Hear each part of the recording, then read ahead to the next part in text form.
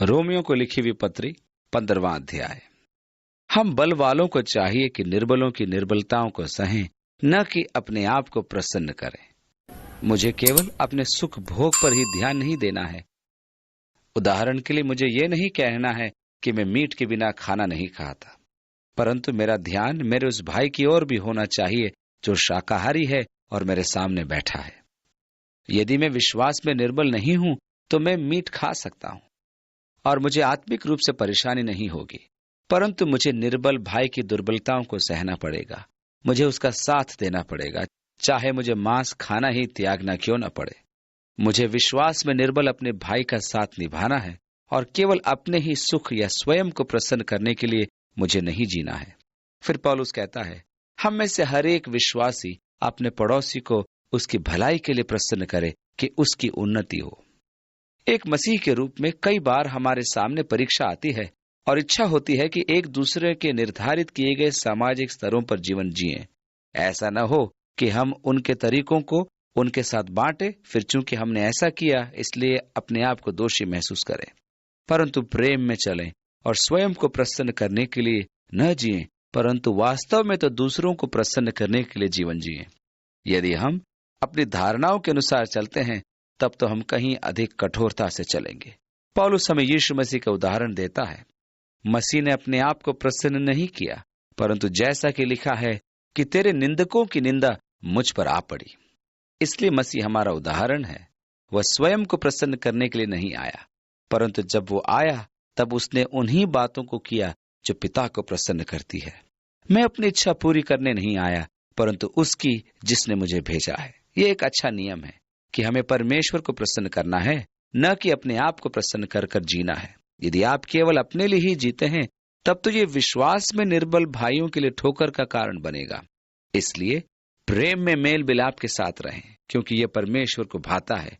कृपालु बने रहें, अपनी स्वतंत्रता का नाजायज लाभ न उठाएं, वह भी इस रीति से कि किसी के लिए तिरस्कार का कारण न बने। अब पौलुस दूसरे विषय की ओर मुड़ता है।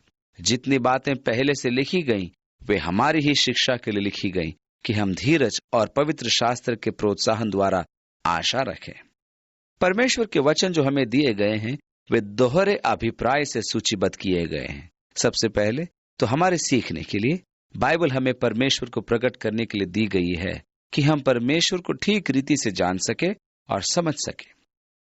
दूसरा, जिसके द्वारा हम में पवित्र शास्त्र के प्रति धैर्य एवं शांति हो, हम में आशा का संचार हो। और पौलुस कहता है, धीरज और शांति का दाता परमेश्वर तुम्हें ये वरदान दे कि मसीह यीशु के अनुसार आपस में एक मन रहो, ताकि तुम एक मन और एक स्वर में हमारे प्रभु यीशु मसीह के पिता परमेश्वर की स्तुति करो। ध्यान रखें कि परमेश्वर और आशा अविभाज्य हैं, अर्थात जटिल रूप से एक दूसरे के साथ वे जुड़े हुए हैं। परमेश्वर से अलग होने पर आशा नहीं रह सकती, परंतु यह क्या ही आश्चर्यजनक बात है कि जब हमारे पास परमेश्वर है तो आशा का विस्तार हो जाता है। भजनकार ने कहा, हे मेरे प्राण तू क्यों गिरा जाता है, तब मेरे अंदर कितनी अशांति या बेचैनी भर जाती है। तू परमेश्वर में आशा लगाए रह, वही हमारी आशा है। आशा के द्वारा ही विश्वासी परमेश्वर से जुड़ा है। इसलिए उसके स्वभाव को समझने के लिए परमेश्वर ने हमें आशा दी है। उसका स्वभाव, उसका चरित्र, उसकी विश्वास योग्यता को समझने के लिए हमें पवित्र शास्त्र दिया गया है, जिससे कि हम संकट या दुख मुसीबत के समय में निराश न हो। हम आशा न छोड़ दें, परंतु हम अपने जीवनों में निरंतर परमेश्वर के कार्य और परमेश्वर के विजय के उस कार्य में आशा करते रहें।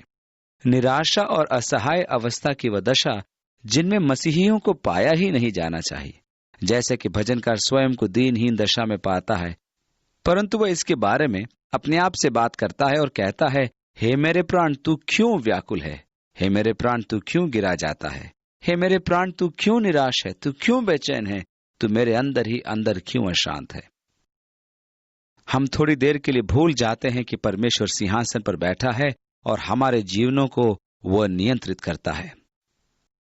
और जब हम इस बात को भूल जाते हैं तो हमारे जीवनों में निराशा और निरुत्साह बढ़ जाता है।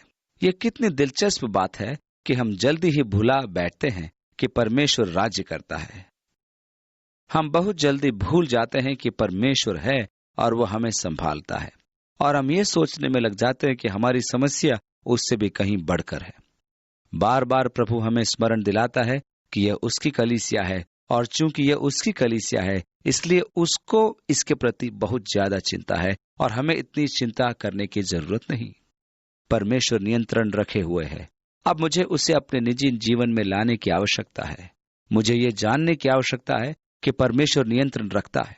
यह कि परमेश्वर काम करेगा, न तो परेशान होने की न निरुत्साहित होने की मुझे जरूरत है, क्योंकि प्रभु राज्य करता है। और यदि मैं केवल धीरज से प्रतीक्षा करता हूं तब परमेश्वर अपना कार्य पूरा करेगा, और यह उससे बढ़कर होगा जो मैं कर सकता हूं। हम पुराने नियम के नबियों एवं प्रभु के सेवकों के बारे में पढ़ने को उत्साहित किए जाते हैं कि किस प्रकार से वे विश्वास एवं धीरज धरने से परमेश्वर की प्रतिज्ञाओं के वारिस बने थे। और हमसे कहा गया है कि हमें धीरज धरने की आवश्यकता है कि प्रतिज्ञाओं के वारिस बने। मेरे सामने भी ऐसा समय आया था कि मुझे इन सब को पूरा करना पड़ा, तब जाकर मैं परमेश्वर की इच्छा पूरी करने में सक्षम बना। यह वह समय था जिसे मुझे विश्वास एवं धीरज पूर्वक सहन करना था। इस कारण परमेश्वर को काम करने दें। अब यही तो परीक्षा में पढ़ने की नौबत आ जाती है और सब गड़बड़ हो जाता है, क्योंकि मैंने धीरज से परमेश्वर की प्रतीक्षा नहीं की। मेरे अपने अनुमानों के अनुसार वह हमेशा मुझे धीमा प्रतीत होता है। निश्चय ही जब इसे ठीक कर लिया गया तब मैंने जाना कि वह तो ठीक समय पर ही हमेशा कार्य को करता है, परंतु मैं जल्दबाजी करता हूं। हे परमेश्वर, मैं एक और सप्ताह रुक नहीं सकता, तू जल्दी कर। मेरे से रुका नहीं जा रहा, नहीं तो मैं और कुछ उपाय करूंगा।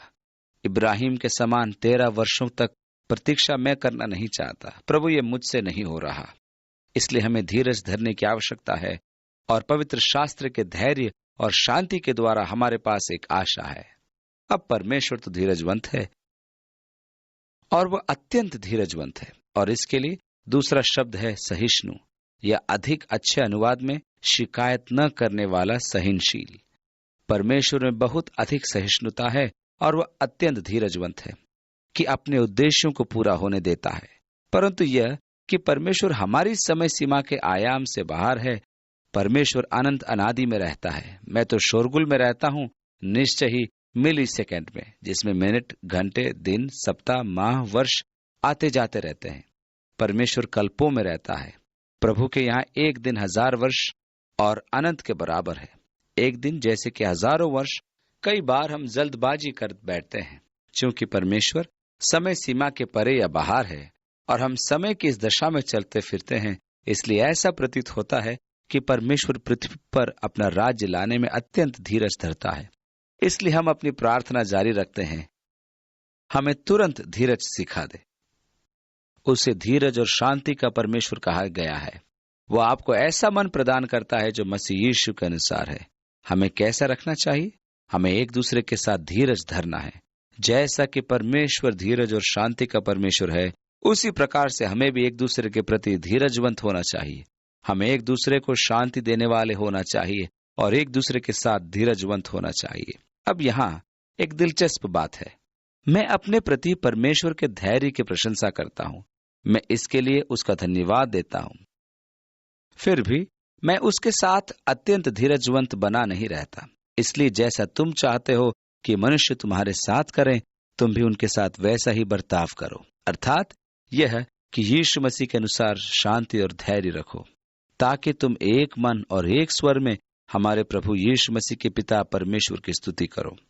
और इसलिए 7वीं आयत में लिखा है, जैसा मसीह ने परमेश्वर की महिमा के लिए तुम्हें ग्रहण किया है, वैसे तुम भी एक दूसरे को ग्रहण करो। परमेश्वर के वचन के द्वारा अब कलीसिया में जब हम मसीह यीशु के प्रेम में और एक दूसरे की सेवा करते हैं, तब हम प्रेम के इस जीवन के द्वारा परमेश्वर की महिमा करते हैं। साथ ही परमेश्वर की शांति, धीरज के साथ एक दूसरे के साथ हम व्यवहार करते हैं, और तब हमें एक दूसरे को ग्रहण भी करना है। कैसे? जैसे मसीह ने हमें ग्रहण किया। अब मसीह ने आपको कैसे ग्रहण किया? क्या आप पूर्ण रूप से एक आदर्श और सिद्ध व्यक्ति थे? क्या उसने कहा, पहले आ जाओ क्योंकि आप शुद्ध हो और आप तैयार हो? नहीं, उसने हमारी सभी कमी, घटियों, अपूर्णताओं के साथ हमें ग्रहण किया। ये चकित कर देने वाली बात नहीं कि जब कोई उन पापों को कर रहा है जिन्हें मैं करता हूं, तब ये कैसे भयानक दिखते हैं। हम अपनी गलतियों के प्रति कितने अंधे होते हैं। हम दूसरों की गलती निकालने में अंधे नहीं होते, परंतु जैसे यीशु ने कहा, पहले अपनी आंख का लट्ठा निकाल, तब तू अपने भाई की आंख का तिनका ठीक से निकाल सकेगा। परंतु मुझे अपनी आंख का तिनका दिखाई नहीं देता, और तिनके के बावजूद मैं बड़ी आसानी से देख पाता हूं। ये क्यों होता है? ये सब प्रेम का विषय है। प्रेम तो असंख्य पापों को ढांप देता है, और चूंकि मैं अपने आप से बहुत अधिक प्रेम करता हूं, तब मैं दूसरे पर कोई ध्यान नहीं देता। जैसे मैं अपने आप से प्रेम करता हूं, उसी तरह मुझे आपसे भी प्रेम करना है, और यदि मैं जिस प्रकार अपने आप से प्रेम करता हूं, उसी प्रकार आपसे भी प्रेम करूं, तो मैं आपकी गलतियों तक को नजरअंदाज कर दूंगा, बल्कि तब मैं आपको उसी तरह ग्रहण करूंगा जैसे मसीह ने मुझे ग्रहण किया।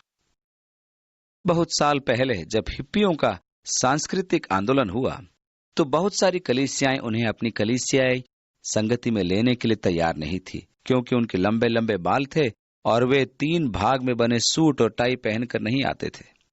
हम आपका स्वागत करेंगे यदि आप हमारे जैसे चर्च में आएंगे।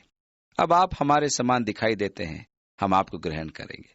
परंतु ये देखना आश्चर्यजनक था कि बहुत सी कलीसियाएं उन्हें उनके लंबे बालों के साथ उन्हें ग्रहण करने की इच्छुक नहीं थी, क्योंकि एक तो वे लंबे बाल रखते थे, गंदी जीन्स पहनते थे और पूरी हिप्पी पोशाक पहने रहते थे। मेरे मापदंडों के अनुसार बनोगे तो मैं मेरी कलीसिया में तुम्हें बुलाऊंगा, नहीं तो नहीं। 7वीं आयत में, इसलिए जैसा मसीह ने परमेश्वर की महिमा के लिए तुम्हें ग्रहण किया है, वैसे ही तुम भी एक दूसरे को ग्रहण करो। अब पौलुस क्या कहता है? जो प्रतिज्ञाएं बाप दादों को दी गई थी, उन्हें दृढ़ करने के लिए मसीह परमेश्वर की सच्चाई का प्रमाण देने के लिए खतना किए हुए लोगों का सेवक बना, और अन्य जातियां भी दया के कारण परमेश्वर की स्तुति करें। दूसरे प्रकार से कहें तो यह होगा कि वो यहूदियों के पास आया था, क्योंकि परमेश्वर ने उनके पूर्वजों से प्रतिज्ञा की थी कि वह उनके लिए एक उद्धारकर्ता भेजेगा, जो दाऊद के वंश इब्राहिम के वंश से होगा। वह उनमें वचन की सेवा करने आया जिनसे परमेश्वर ने प्रतिज्ञा की थी, और अन्य जातियां भी परमेश्वर की दया के कारण उसकी महिमा करें। मैं पौलुस से बहुत प्रेम करता हूं, क्योंकि जो कुछ वो कहता है उसकी पुष्टि वो वचन से करता है। जब आप अपने कथनों की पुष्टि पवित्र शास्त्र के 3 या 4 संदर्भों को देकर करते हैं तो बहुत अच्छी बात है। ये एक बात हमें दिखाती है कि पौलुस को पुराने नियम का बहुत ही व्यापक ज्ञान था। वो पवित्र शास्त्र की विभिन्न पुस्तकों से पदों एवं कथनों का संग्रह करता है और उन सब को एक विषय के लिए रख देता है। यह व्यक्ति तो चलने बोलने वाली सूची या ज्ञान की कुंजी है। उसे बस एक विषय दे दीजिए और वो आपके लिए समस्त पुराने नियम से ढेर सारे उदाहरण जुटा देगा, जो कि ठीक उसी विषय से संबंधित थे या जुड़े हुए थे। इसलिए वो इस सच्चाई का परिचय दे रहा है कि मसीह सीधे यहूदियों के पास आया, और फिर भी भविष्यवाणी यहूदियों से परे चले जाती है, अर्थात अन्य जातियों में वचन का पहुंचाया जाना। इसलिए मैं चाहता हूं, पौलुस कहता है, जो प्रतिज्ञाएं बाप दादाओं को दी गई थी, उन्हें दृढ़ करने के लिए मसीह परमेश्वर की सच्चाई का प्रमाण देने के लिए खतना किए हुए लोगों का सेवक बना। वो पूर्वजों से की गई प्रतिज्ञाओं को दृढ़ करने आया, परंतु तब यह कि अन्य जातियां दया के द्वारा परमेश्वर की स्तुति करें, क्योंकि लिखा है, इसलिए मैं जाति जाति में तेरा धन्यवाद करूंगा और तेरे नाम के भजन गाऊंगा। ये यशायाह 42 के 6 अध्याय का संदर्भ है। और फिर उसने कहा, हे जाति जाति के सब लोगों, उसकी प्रजा के साथ आनंद करो। ये व्यवस्था विवरण 32 का संदर्भ है। और फिर वो कहता है, हे जाति जाति के सब लोगों, प्रभु की स्तुति करो, और हे राज्य राज्य के सब लोगों, उसे सराहो। ये भजन 17 का संदर्भ है। और फिर वो यशायाह की भविष्यवाणी याद दिलाता है, यीशु की जड़ प्रकट होगी और अन्य जातियों का हाकिम होने के लिए एक उठेगा, उस पर अन्य जातियां आशा रखेंगी। ये यशायाह 11 का संदर्भ है।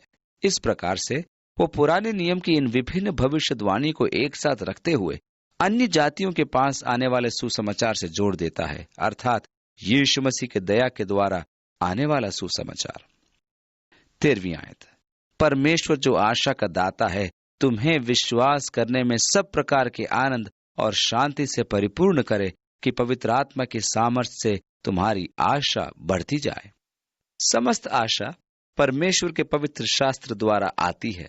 महत्वपूर्ण बातों में आशा एक महत्वपूर्ण बात है। हमें परमेश्वर में आशा को नहीं खोना है।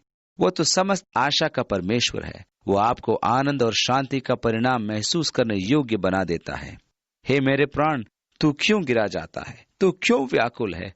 आपको मालूम, वो निराशा और बेचैनी की बात कर रहा है, जिसका विलोम है आनंद और शांति। आशा का परिणाम परमेश्वर के पवित्र शास्त्र में विश्वास करने से आनंद और शांति की प्राप्ति होती है। हमारा विश्वास उस सच्चाई पर आधारित है जिससे परमेश्वर ने कहा। ऐसे विश्वास का परिणाम आनंद और शांति है। लोग अक्सर अपना विश्वास आनंद और शांति में रखते हैं, या उस मनोभाव में जो उनमें होती है। क्या आप परमेश्वर के संतान हैं? हाँ, मैं हूं। आप कैसे जानते हैं कि आप परमेश्वर के संतान हैं? ओह, क्योंकि मैं उसकी शांति अपने हृदय में महसूस करता हूं। शायद मुझ में ऐसा आनंद है, मुझे मालूम तो नहीं, पर मुझे लगता है। मैं जानता हूं कि मैंने उद्धार पाया है, क्योंकि मैं एक ऐसे अनूठे आनंद का प्रभाव महसूस करता हूं जो पहले मेरे पास नहीं था। एक मिनट रुकिए। आनंद और शांति में विश्वास करना नहीं, यह तो परमेश्वर के वचन में विश्वास करना है। आप देखिए, यदि आप कहते हैं कि आपने उद्धार पाया है, तो आपके जीवन में ऐसी शांति और आनंद आएगी। परंतु आप यदि शांति और आनंद को खोजते हैं और उसके आधार पर आप कहते हैं कि आपको उद्धार मिल गया, तो वह गलत है। आज मेरा उद्धार नहीं हुआ, मैं बचाया नहीं गया, क्योंकि मुझ में वह आनंद नहीं है और मैं चिड़चिड़ा हो रहा हूं। इस प्रकार आप देखते हैं कि विश्वास मनोभाव नहीं, ये किसी मनोभाव में विश्वास करना नहीं, ये तो परमेश्वर के वचन में विश्वास करना है कि परमेश्वर ने क्या कहा है। इसलिए विश्वास के द्वारा यह परमेश्वर के वचन में निहित है। जड़ पकड़े हैं, यह वचन में पाया जाता है, क्योंकि सुनना परमेश्वर के वचन से होता है, जिससे हम में विश्वास आता है। विश्वास बदलता नहीं, हम और हमारी भावनाएं बदलती रहती हैं। मेरी भावनाएं भी परिवर्तनशील है। जब आप मेरी आयु में पहुंचेंगे, तो आप पाएंगे कि मौसम भी आपके मिजाज को बदल सकता है। मैं सुबह जाग कर उठता हूं और मैं आपको बताता हूं कि कोहरा जितने लंबे समय तक रहेगा, उतने ही समय तक मेरे टखनों में दर्द रहेगा। ऐसी मूर्खतापूर्ण बातें कि आप अपने देह द्वारा मौसम से कह सकते हैं। भावनाएं बदल सकती हैं, वे पलट सकती हैं, परंतु परमेश्वर का वचन सदालों बना रहता है। और चूंकि परमेश्वर के साथ मेरा उद्धार और संबंध बना रहता है, इसलिए उसका निश्चित वचन कभी नहीं बदलता, वह तो बना रहता है। और इसी प्रकार विश्वास करना है जो मुझ में आनंद और शांति लाता है। पौलुस ने कहा, 14 दिनों तक दिन रात जहाज में थपेड़े खाते भटकते रहे, पर देखो, परमेश्वर जिसका मैं सेवक हूं और जिसकी सेवा करता हूं, उसके स्वर्गदूत ने आज रात मेरे पास आकर कहा, हे पौलुस, मत डर। उसने मुझे हियाव बंधाया कि यद्यपि जहाज तो टूटकर नष्ट हो जाएगा, परंतु किसी के प्राण की हानि न होगी। मैं प्रभु के वचन पर विश्वास करता हूं। पौलुस प्रफुल्ल था, वह प्रसन्न था और जहाज पर सभी यात्रियों को ढाढ़स बंधा रहा था कि अब वे हताश न हो, क्योंकि सभी यात्री जीवित बचे रहेंगे। वे वहां तक निराश हो उठे थे कि उनके जीवित रहना भी मुमकिन नहीं था। पर ऐसी दुखद परिस्थिति के अंदर परमेश्वर का वचन पौलुस के पास आता है, तुम्हारा मन व्याकुल न हो। क्या तुम मनुष्य पर भरोसा रख रहे हो? परमेश्वर पर भरोसा रखो। पौलुस कहता है, समुद्री यात्रा से मैं अत्यंत बीमार पड़ गया हूं। भूमध्य सागर पर यात्रा के दौरान 14 दिनों तक रात्रि जैसे अंधकार में समुद्र पर हम भटकते रहे। मैंने न तो सूर्य देखा और न तारे। उसने ऐसा कहा था, आप प्रसन्नचित हो जाएं, आज मैं अच्छा महसूस कर रहा हूं, मेरा मूड अच्छा है, मेरे हृदय में शांति है। नहीं, उसने कहा, मेरे पास प्रभु का वचन है और मैं प्रभु के वचन पर विश्वास करता हूं। इस प्रकार विश्वास मजबूत हुआ और यह पक्का था और यह सुरक्षित था, क्योंकि यह वचन एवं पवित्र शास्त्र में स्थापित था। इसलिए एक सरल से जाल में फंसने के प्रति सावधान बने रहें कि आप कहीं वहां न गिर जाएं जहां से लोग अपनी भावनाओं और विश्वास को पाते हैं। यह दिलचस्प बात है। अक्सर हम उन अनुभवों को अपनी भावनाओं से अभिव्यक्त करते हैं जो हम में होती हैं। हम अपने अनुभव को बताने के लिए अपनी भावनाओं को व्यक्त करते हैं। 14वीं आयत में आगे, हे मेरे भाइयों, मैं स्वयं तुम्हारे विषय में निश्चय जानता हूं कि तुम आप ही भलाई से भरे और ईश्वरीय ज्ञान से भरपूर हो और एक दूसरे को चिता सकते हो। तो अभी मैंने कहीं कहीं याद दिलाने के लिए तुम्हें जो बहुत साहस करके लिखा। पौलुस ने कहा, मैं अन्य जातियों के लिए मसीह यीशु का सेवक होकर परमेश्वर के सुसमाचार की सेवा याजक के समान करूं, जिससे अन्य जातियों का मानो चढ़ाया जाना पवित्र आत्मा से पवित्र होकर ग्रहण किया जाए। इसलिए उन बातों के विषय में जो परमेश्वर से संबंध रखती हैं, मैं मसीह यीशु में बढ़ाई कर सकता हूँ, क्योंकि उन बातों को छोड़ मुझे और किसी बात के विषय में कहने का साहस नहीं जो मसीह ने अन्य जातियों की अधीनता के लिए वचन और कर्म और चिन्ह और अद्भुत कामों के सामर्थ्य से और पवित्र आत्मा के सामर्थ्य से मेरे ही द्वारा किए। पौलुस प्रेरित की सेवकाई अन्य जातियों के बीच में अत्यंत सामर्थ्य थी। यह परमेश्वर के वचन की सेवा थी जिसे पवित्र आत्मा ने प्रमाणित किया था। मरकुस 16 की अंतिम आयतों में लिखा है, और उन्होंने निकलकर हर जगह प्रचार किया और प्रभु उनके साथ काम करता रहा और उन चिन्हों के द्वारा जो साथ साथ होते थे वचन को दृढ़ करता रहा। पौलुस ने जब कुरिन्थियों को लिखा तब कहा, मेरा वचन मनुष्य की बुद्धि की लुभाने वाली बातों का नहीं परंतु आत्मा का प्रदर्शन और सामर्थ का था। रोमियो को लिखी इस पत्री के आरंभ में उसने घोषणा की थी कि वह उनके पास आना चाहता है जिससे कि वह उन्हें कुछ आत्मिक वरदान दे सके, जिससे कि वे विश्वास में मजबूत बने। पौलुस की सेवकाई वचन और कार्य में थी। परमेश्वर का वचन सुंदर है, यह महत्वपूर्ण है, यह सामर्थ्यशाली है, दोधारी तलवार से तेज है जो गांठ गांठ गूदे गूदे को आर पार छेदता है। पर इसे हमारे जीवन में कार्य करना है और हमारे जीवनों से प्रदर्शित होना है। बहुत बार जो मैं कहता हूं वह सुनने वालों के कानों में खो जाता है, क्योंकि मैं उसको अपने जीवन में प्रदर्शित नहीं कर पाता। यदि मेरे जीवन में वचन कार्य नहीं करता और मैं अपने जीवन से परमेश्वर के वचन की सामर्थ्य को प्रकट नहीं कर सकता, तब तो संसार के समस्त सिद्धांत उनके पास तो हो सकते हैं पर उनका कोई मूल्य न होगा। ये तो पवित्र आत्मा है जो वचन को लेता और स्वयं को कई तरीकों से प्रकट करता है। पौलुस ने कहा, प्रभु जो मुझे वचन देता है वास्तव में उसके सिवाय मैं और कुछ नहीं बोलता कि वचन और कार्य में अन्य जातियों को आज्ञाकारी बनाऊं। यीशु ने सत्य की गवाही देने के लिए अपने वचन को आप ही प्रमाणित किया। फिलिपुस ने कहा, प्रभु हमें पिता को दिखा और यही हमारे लिए पर्याप्त होगा। यीशु ने कहा, फिलिपुस मैं इतने समय से तुम्हारे साथ हूं और क्या तुमने मुझे नहीं देखा है? जिसने मुझे देखा उसने पिता को भी देखा। तब फिर तू क्यों कहता है पिता को हमें दिखा? क्या तू विश्वास नहीं करता कि मैं पिता में हूं और पिता मुझ में? और जो काम मैं करता हूं वह अपने आप से नहीं करता परंतु पिता मुझ में होकर करता है। वो मुझ में है वही काम करता है। मेरा विश्वास करो कि मैं पिता में हूं और मेरा पिता मुझ में है, अन्यथा मेरे कामों ही के कारण मेरा विश्वास करो। यीशु ने बोला कि किस प्रकार उसके कामों ने उसकी गवाही दी। हमारे जीवन भी परमेश्वर के उस कामों के साक्षी हैं, क्योंकि उसका पवित्र आत्मा हम में है। हमारे शब्दों से बढ़कर हमारे जीवन कहीं साक्षी देते हैं। हमने हमेशा यही सोचा कि हमारे शब्द या वचन हमारे साक्षी हैं, और हमने हमेशा परिवर्तनीय भाव में सोचा है, अर्थात किसी के सामने अपने विश्वास को शब्दों में व्यक्त करना। यीशु मसीह के लिए उनकी आवश्यकता को शब्दों में व्यक्त करना। परंतु इससे भी बड़ी साक्षी तो आपके कार्य हैं जो प्रेम में पवित्र आत्मा द्वारा किए जाते हैं। इसके द्वारा सब लोग जानेंगे कि तुम मेरे चेले हो, क्योंकि तुम एक दूसरे से प्रेम करते हो। इसलिए आवश्यक है कि हमारे कार्य महिमामय सुसमाचार से मेल खाएं, जिसे हम वचन के द्वारा सुनाते हैं। यहाँ पौलुस घोषणा करता है कि कार्यों से सामर्थ्य, चिन्ह और अद्भुत काम परमेश्वर के आत्मा द्वारा होते हैं।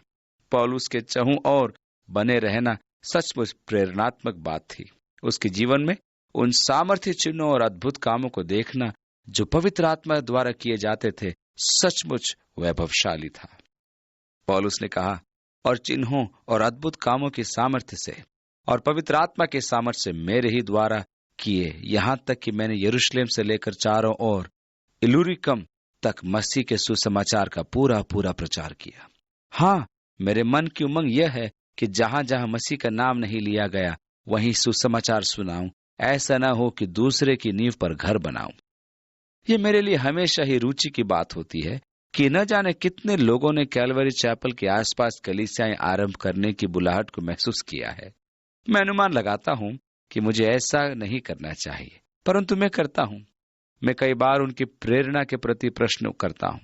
यह ऐसा प्रतीत होता है कि मानो वे दूसरे मनुष्य की नींव पर बना रहे हों, क्योंकि हमारे पास पूरे संयुक्त राज्य से लोगों के पत्र आते हैं जो हमसे निवेदन करते हैं कि उनके क्षेत्रों में कैलवरी चैपल सेवाओं को आरंभ करें, क्योंकि उन क्षेत्रों में परमेश्वर के वचन और पवित्र आत्मा की भूख है। मुझे ऐसा लगता है कि पवित्र आत्मा गुणों को प्रभावशाली तरीके से हमारी कलीसियाओं में इस्तेमाल कर रहा है, और इसलिए लोग हमारी ही कलीसियाओं के आसपास आकर नई नई मंडलियों को शुरू करना। पौलुस ने कहा, हाँ, मैं सुसमाचार प्रचार करने के लिए संघर्ष करता हूं, परंतु वहां जहां मसीह का नाम का प्रचार नहीं किया गया, मैं दूसरे की नींव पर रद्दा नहीं रखना चाहता। मैं विश्वास करता हूं कि परमेश्वर के पास नाना प्रकार की कलीसियाओं के लिए उद्देश्य है। अब चूंकि भिन्न भिन्न प्रकार के लोग होते हैं और कई लोगों को अत्यंत भाव विभोर कर देने वाली उत्तेजनात्मक सभाएं अच्छी लगती हैं, तो वे उधर जाते हैं। अन्य लोग हैं जिन्हें अत्यंत शांत वातावरण वाली श्रद्धापूर्ण एवं शालीन सभा की आवश्यकता होती है।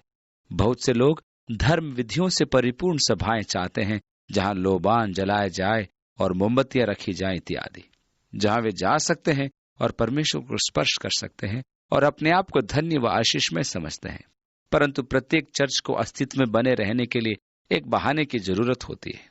मैं ये विश्वास नहीं करता कि एक छोटे समुदाय में या एक छोटे से गांव में 5-10 मंडलियां हो जाएं। आप ही सोचिए, सबके पास अपने अस्तित्व बनाए रखने के लिए कई बहाने होते हैं और पास्टर लोग आपस में भी झगड़ पड़ते हैं। मेरे विचार में तो इन सब मंडलियों को एक हो जाना चाहिए और ठोस काम करना चाहिए। क्यों दूसरों के प्रयत्नों की नकल करें? क्यों आपस में प्रतियोगी बने? पौलुस उन स्थानों पर मसीह का प्रचार करने की धुन में रहता था जहां लोगों ने उसका नाम नहीं सुना था। वह किसी दूसरे की नींव पर घर नहीं बनाना चाहता था। वह तो बस यही चाहता था कि जहां आवश्यकता है वहां जाकर प्रचार करे और कलीसिया की स्थापना करे। 21वीं आयत में, परंतु जैसा लिखा है वैसा ही हो कि जिन्हें उसका सुसमाचार नहीं पहुंचा वे ही देखेंगे और जिन्होंने नहीं सुना वे ही समझेंगे। ये यशायाह 52 के 15वीं आयत का उद्धरण है। इसलिए मैं तुम्हारे पास आने से बार बार रुका रहा। पौलुस कहता है आगे, मैं वहां जाने के लिए इंतजार करता रहा जहां आवश्यकता थी, जहां लोगों ने वचन नहीं सुना था। मैं तुम्हारे पास आने के लिए बाधा का सामना करता रहा, परंतु अब इन देशों में मेरे कार्य के लिए और जगह नहीं रही और बहुत वर्षों से मुझे तुम्हारे पास आने की लालसा है। इसलिए जब मैं स्पेन को जाऊंगा तो तुम्हारे पास होता हुआ जाऊंगा, क्योंकि मुझे आशा है कि उस यात्रा में तुमसे भेंट होगी, और जब तुम्हारी संगति से मेरा जी कुछ भर जाए तो तुम मुझे कुछ दूर आगे पहुंचा देना। परंतु अभी तो मैं पवित्र लोगों की सेवा करने के लिए यरूशलेम को जाता हूं। जब पौलुस ने यह लिखा तब वह कुरिन्थ में था। वह कुरिन्थ की और मकिदुनिया की कलीसियाओं में गया था, क्योंकि मकिदुनिया और अखाया के लोगों को यह अच्छा लगा कि यरूशलेम के पवित्र लोगों के कंगालों के लिए कुछ चंदा करें, जिससे जरूरतमंद लोगों की आवश्यकताएं पूरी की जाए। उसने कुरिन्थ में कलीसिया को लिखा कि मेरे वहां पहुंचने के पहले चंदा जमा करके रखो। मैं नहीं चाहता कि जब मैं वहां रहूं तब किसी प्रकार का चंदा लिया जाए, परंतु जैसा प्रत्येक जन अपने मन में ठाने वैसा ही दान करे। परंतु मैं इस दान को यरूशलेम की कलीसिया के लिए ले जाना चाहता हूं। यरूशलेम में कलीसिया में वास्तविक आर्थिक संकट आ गया था। हो सकता है कि आरंभ में सामुदायिक संपत्ति बंटने के अंतर्गत प्रत्येक जन ने अपनी संपत्ति बेच दी थी और प्रेरितों के पांवों पर रुपयों को लाकर रख दिया था, जो अब तक समाप्त हो चुकी थी। इसलिए अब यरूशलेम के विश्वासियों के पास कोई संपत्ति न रह गई थी और वे दयनीय दशा में थे। पौलुस उनकी सहायता करना चाहता था। परंतु अब मैं यरूशलेम को जाता हूं कि पवित्र लोगों की सेवा करूं, क्योंकि मकिदुनिया और अखाया के लोगों को यह अच्छा लगा कि यरूशलेम के पवित्र लोगों में निर्धनों के लिए कुछ चंदा ले जाऊं। और आगे, उन्हें अच्छा तो लगा, परंतु वे उनके कर्जदार भी हैं, क्योंकि यदि अन्य जातीय उनकी आत्मिक बातों में भागी हुए तो उन्हें भी उचित है कि शारीरिक बातों में उनकी सेवा करें। इसलिए मैं ये काम पूरा करके और उनको ये चंदा सौंप कर तुम्हारे पास होता हुआ स्पेन को जाऊंगा, और मैं जानता हूं कि जब मैं तुम्हारे पास आऊंगा तो मसीह की पूरी आशीष के साथ आऊंगा। पौलुस का बोझ ऐसा ही था। इसलिए जब मैं ऐसा कर चुकता हूं और उनके पास इस फल को पक्का कर देता हूं, तब मैं स्पेन के मार्ग पर तुम्हारे पास आऊंगा, और मुझे निश्चय है कि जब मैं तुम्हारे पास आऊंगा तब मैं आशीष की भरपूरी के साथ, अर्थात मसीह के सुसमाचार के साथ आऊंगा। मसीह के सुसमाचार की आशीष की भरपूरी। मैं इसी ढंग से तुम्हारे पास आता हूं, इसी ढंग से आऊंगा भी। क्यों? क्योंकि इसी ढंग से तो पौलुस सब जगह जाया करता था। भरपूरी में उसका जीवन उमड़ रहा था। 30वीं आयत, हे भाइयों, हमारे प्रभु यीशु मसीह के और पवित्र आत्मा के प्रेम का स्मरण दिलाकर मैं तुमसे विनती करता हूं कि मेरे लिए परमेश्वर से प्रार्थना करने में मेरे साथ मिलकर लौलीन रहो। यहाँ पौलुस निवेदन कर रहा है कि उसके लिए प्रार्थनाएं की जाए। मैं सोचता हूं कि यह महान आशीषों में से एक है और वे उसके लिए पिरामिड के समान है कि जितना अधिक आप लोगों के लिए प्रार्थना करते हैं, उतना ही अधिक आपकी सेवा का प्रभाव लोगों पर पड़ता है।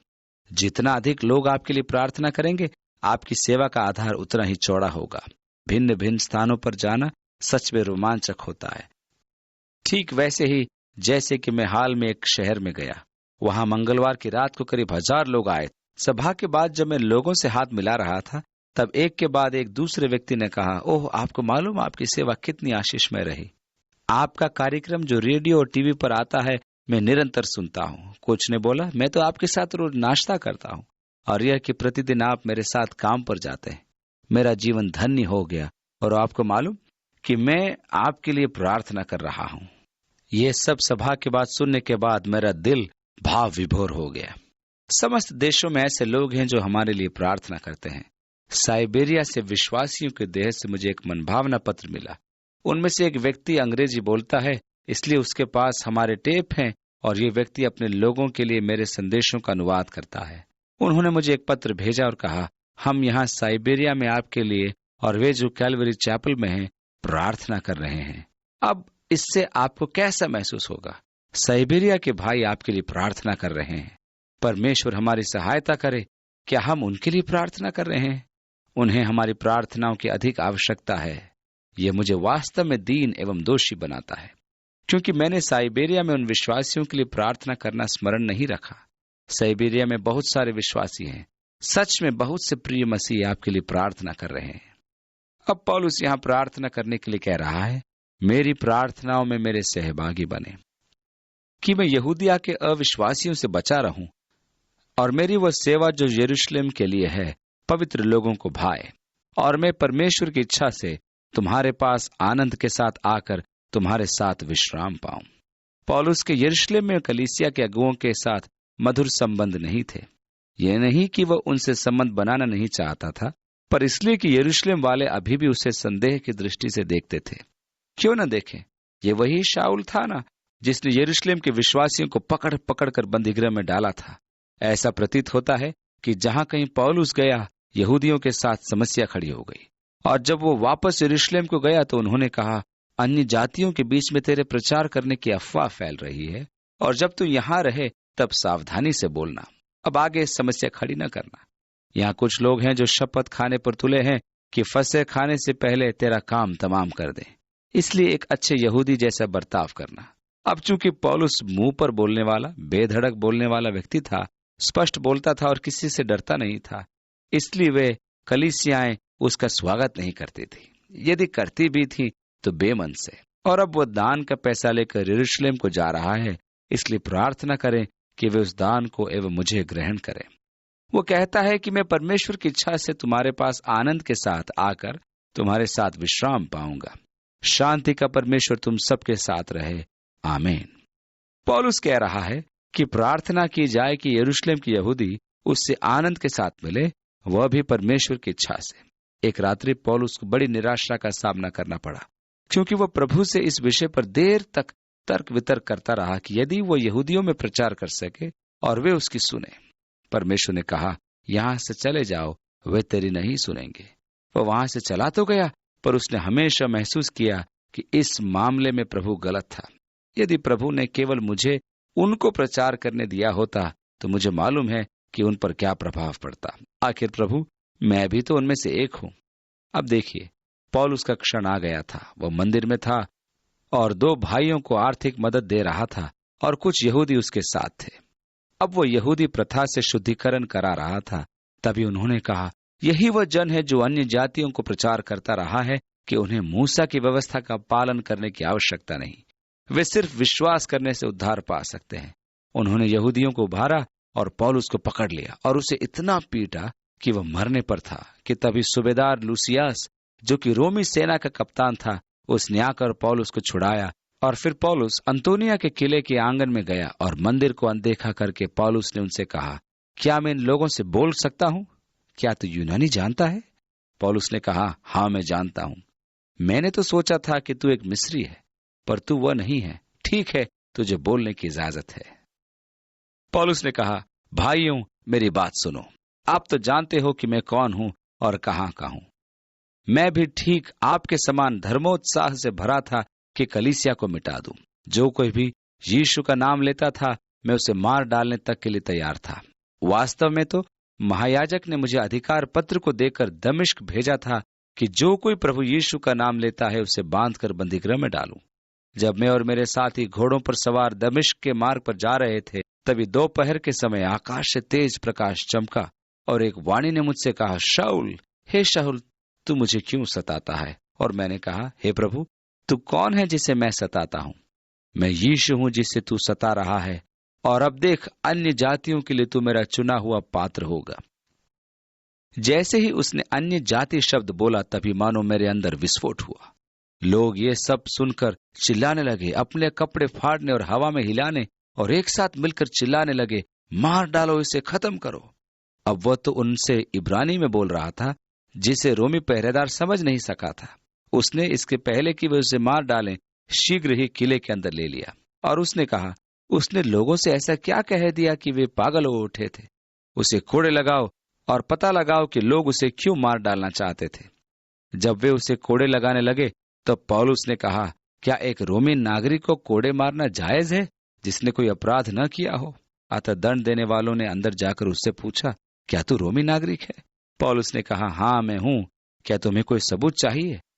उससे पूछने वाले रोमी अधिकारी ने कहा, मैंने तो रोमी नागरिकता बहुत रुपयों से खरीदी है, काफी रुपया रिश्वत में दिया। पौलुस ने कहा, मैं तो स्वतंत्र जन्मा था। पौलुस भावी था, हिंसात्मक दंगा भड़क उठा था। इसमें कोई शंका नहीं थी कि पौलुस अत्यंत निराश था। और उसी रात प्रभु उसके बगल में आकर खड़ा हुआ और कहा, हे पौलुस, ढांढस बांध। जब प्रभु ने कहा, हिया बांध, तू क्यों उदास है? आप ऐसे समय में ये नहीं कहेंगे कि प्रसन्न रहे। आप उससे ऐसे शब्द कहेंगे जैसे स्वयं प्रभु की आत्मा ने उससे कहे थे, प्रसन्न चित हो, हिया बांध, क्योंकि जैसे तूने यहां यरूशलेम में मेरी गवाही दी है, वैसे ही तुझे रोम में देनी होगी। अब तू अपना नहीं रहा, तू रोम जाने की बाट जोहता रहा था, इसलिए अब मेरी यह इच्छा है कि तू रोम जाए। पौलुस ने रोम की यात्रा आरंभ की।